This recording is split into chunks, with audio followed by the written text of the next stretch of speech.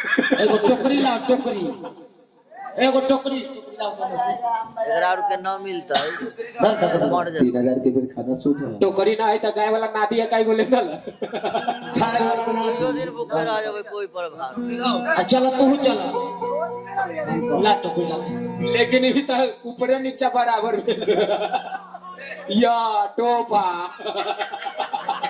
वो फूटल एकरो एकरो छतरी ढलकल धर धर धर यहाँ रखते तो बंगाल में जाकर छूताई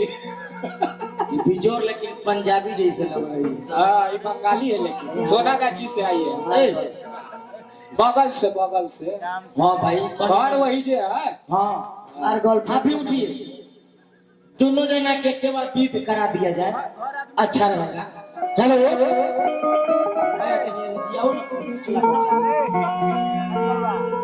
अति सुंदर बाहर में हमरा एने से आवे के चाहिए कान में हेलो हेलो मोटो हेलो आओ टेंट आधा पर ले जा आधा पर हेलो हेलो राय चले के बाहर चले के मत करो चलो चलो खर्जा में महेंद्र भाई के खेत में खड़ी हो झुमर गावत जाली सा हां वैसे सेम थक के सीसी भगकवला हर गमकवला ए साखी साया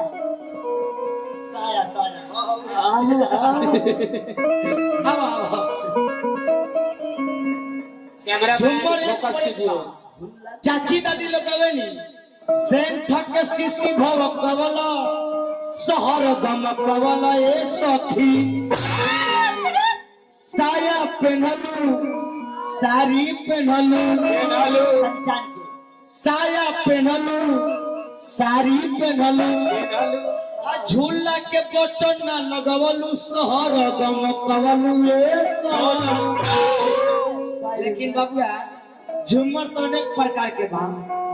लेकिन मटिकोर में चाची दादी लोग गावे नहीं सकै से छोटू डार्लिंग गजब लेकिन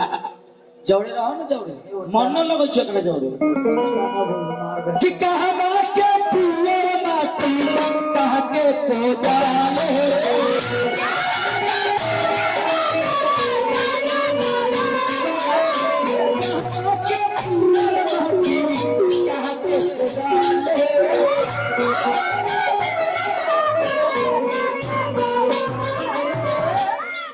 कहमा के 5 सुहाग